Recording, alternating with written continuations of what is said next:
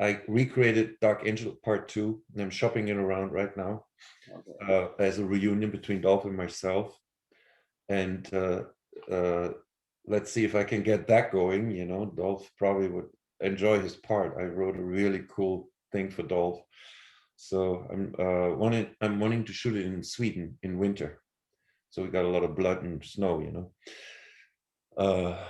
We'll see. You'll definitely make. I've been waiting, 31 years for the sequel. Yeah, but the sequel would be so funny because, well, the way the story goes, literally, right, is Dolph Lundren is a policeman, as you remember, and he completely lost his mind that no one believes him that there is an alien invasion.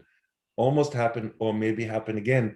So they transferred him to Texas in some small town, and he's now an old, 60-some years old town sheriff who's completely obsessed with sci-fi, with like conspiracy theories and this and that in his free time, and in his off time, is having to do with all this petty crime and all that stuff. And then finally, it turns out there's a black site in Sweden that the Americans have forgotten about. They have black sites everywhere, and that's where my corpse is hanging, burned, almost unrecognizable, with a bunch of other aliens already, similar to me, all like, and he finds out about it because they escape, because some kids go in there by accident, in a snowmobile kind of a situation in a storm, and they unleash all the monsters, me leading. I'm not so fit anymore, but I regenerate. And then I start killing everybody in the village nearby. And these are all these Swedes. They're all tall, good-looking Vikings, And then Dolph flies from America to Sweden, and everyone wants Dolph not to succeed because the government can't afford this to come out. And then, anyway, in that direction. And I think it would be great for Dolph because Dolph, we're both 62, he's 63. We'd be injured, we'd be a little older, but still strong enough. That sounds awesome. If there's a few more of these injured aliens, and if they're as strong as your character was, he's going to need at least a few more helpers to help him. And he gets a whole village will in the end help. It's just really. I have some producers they love it and they want to push it for it. So we'll see. But that's the film industry. 30 years go by, and you might wake up 34 years later and you see something that you saw when you were this tall. and I'll be honest. I mean, I Come in Peace is one of those movies where I see it at least once a year. Always, I always see it. I always find a way to see it. You saw it first time? How old was I? Yeah. So I'm actually I'm turning 33. I was probably 4 or 5. Don't ask why my parents let me watch these kind of movies as a kid. Because you were very young, that's like, wow, I can see how that's so crazy. Because when you're this young and you watch something, it is very scary. Yeah, I loved it because I'm coming off of Rocky IV and Drago and seeing that film. So me too. I came off as a fan, and to see him as a good guy and just someone that was so much more towering than him. I mean, there was just no match. Little trivia, we're the same size. Well, also too, I noticed that he was a little skinnier in this film. Maybe he wasn't as buff as he normally was, but he was a little skinnier in this film. He was skinnier, and I was really buff, even though I never got to take off my clothes. But I was preparing for this movie. I had my own personal reasons why, and we never got to face off upper body free. But so for this role, I mean, how did you come about landing this role? Was this more, now that you've kind of established, No Retreat, No Surrender 2, was it an open casting call? Did you get recommended for the part? How did you land it? Just a regular audition. In Hollywood, it's like this. There is a casting call, and then it says, we need, for instance, a top athlete, minimum 6'5", 6'6", or taller, who will do all their stunts, all their own stunts, can do anything. And then I was German pentathlon champion and whatever, so I know how to run and jump. And that got me into the door. and then you see all kinds of top Olympic athletes. Everyone is there, you know, winning that role. And I walked in, but the moment I walked in, I had the job because the director, that's one of those moments, he looked at me and he said, you just got lucky. You just got Dolph's movie. And I was like, oh my God, Dolph Lundgren. I didn't know Dolph was in this movie. That was Rocky. The guy from Rocky, you know, biggest guy ever. And I saw him before in Venice, and I actually talked to him, and he was like a god to me. You know, he was like everything everyone can dream of: the blonde, spiky hair, you know, huge. He's so good looking, and I was so intimidated, you know. So I was like, oh my God, this is crazy. And he said, funny thing, that movie was written for Dolph to be the alien, and he doesn't want to take the role because he wants to do more serious acting now. And I'm telling you right now, it's his biggest mistake. It's a freaking mistake.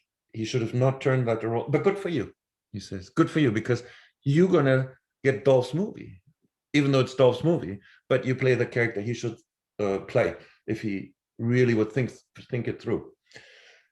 And it was true. It was like the movie was it was more centered around the alien. And what happened is since Dolph and I am the same height and everything, they gave me all the advantage.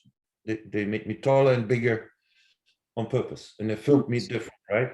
Yeah, because otherwise it wouldn't have made any sense, you know. They have to be threatening, and that was my ace, and they knew that too. And they did say, but are you willing to die for it, you know, to go through hell through it? And I didn't know he meant it, you know. And I said, yeah, I'll do anything, I don't care. And he really did. The director made me shit in my pants every night. Yeah, it was not good. I mean, he did things with me where the people working on the set said, if you allow this shot to be happen like that, how you're mapping it out, Matthias will not survive this, you know. And I kept hearing it, and he kept saying, no, he's okay, he's just gonna, I know he can do it. He just jump faster, run faster, jump higher, he'll survive, don't worry about it. I know Matthias, he's gonna do it. And you have to understand, I can't see anything with these freaking contact lenses. Yeah. And these shoes are 5 inches tall. So I was like almost 7 foot tall. Yeah. To be a monster, right?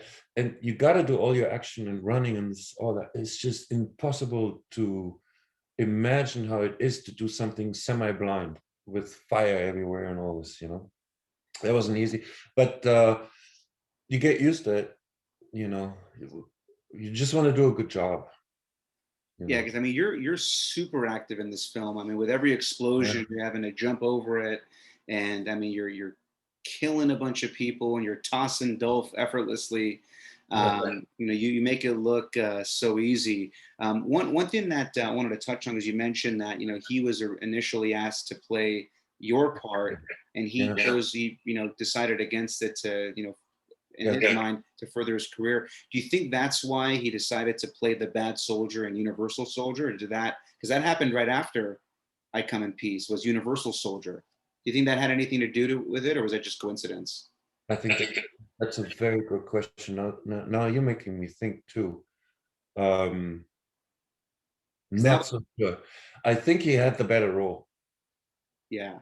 In Universal Soldiers, because that was one of my favorite movies between Vandam and Dolph. That was one of the best end fights in the film industry back then. Was those two? They were just perfectly matched, and it just worked like a charm. I don't know if he won. I think he did it on purpose, because I Come in Peace, many people like him because he's a good actor, he's handsome, and he knows how to play it well. It wasn't meant to be for him to be the bad guy, I think, you know, because his look I don't even know how he would have looked like. Maybe he had this, you can't have him again with it. He was so famous for Rocky. I think it was better for him not to do it. Yeah. And then come out with Universal Soldiers. I really think so. Yeah. Because Universal Soldiers, he again looked like a Universal Soldier.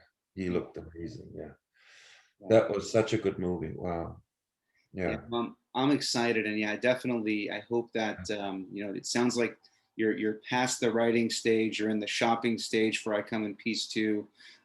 As soon as I find out that it's in pre-production, I'm gonna share it and build some excitement around it as well too. What's funny is I had some relatives over and we all watched it last week, And for many of them, it was the first time that they'd ever seen it. They're like, how come I never seen this movie before? This movie's amazing. So Yeah, not everybody saw it. I have to tell you that this is so bizarre, but this is how Hollywood works, you know. That movie was rated to be so okay. So while I'm shooting this film, right, I was just doing a stunt. The director comes up and he says, "You stop for 1 minute, Matthias." I said, "No, I'm jumping through the fire. No, it's not so important. There's someone here that wants to talk to you." And I said, "But we're in the middle of a shoot." And he said, "There's one man in Hollywood who can stop any production, and that guy wants to talk to you right now. He's not gonna wait." And I said, "Who is this?" He says, "You're gonna find out." So I get to meet this guy, and there was another guy, you know, that came in their luxury sports cars, you know, like Hollywood, you know, and they said, "Listen, come with us right now." In my costume, I went to an Italian restaurant, and he said, "We watched 5 minutes of this movie, you know, and this is going to be the next film, and you're going to be the next Arnold, you know, Arnold. I have Arnold, I have Sylvester Stallone, I have Jean-Claude Van Damme, I have Bruce Willis, I have everybody, and you're my new guy, and you're going to kick everyone's ass, and I'm going to put all my money on you.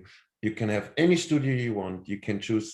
I give you $1 million a movie, 3 movie deal, any studio you call it. You're so long story short, it was on its way to.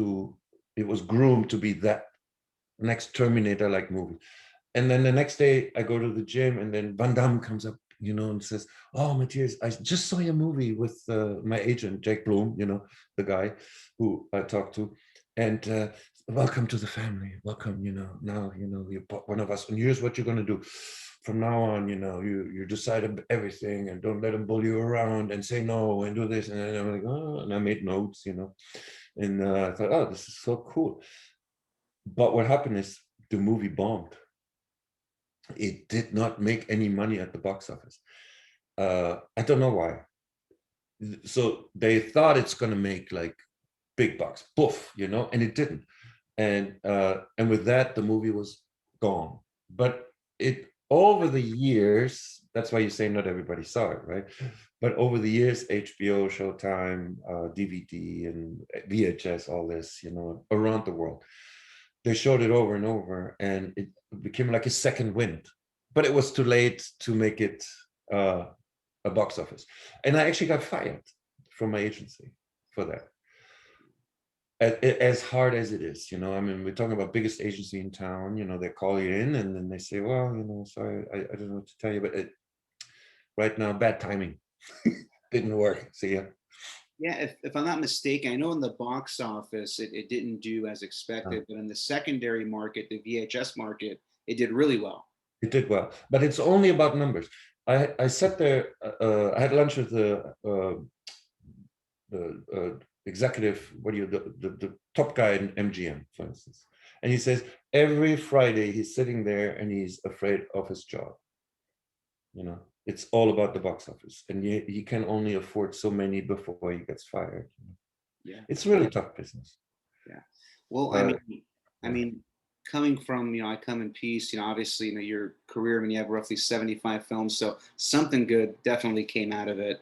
Yeah, but I made mistakes. You know, this is so crazy. That's why I wrote a book about it. It's like you make so many mistakes. Then the next movie I got out of this one, I turned it down, and I got into a huge fight. It was Hell Cop. I don't know if you remember that movie.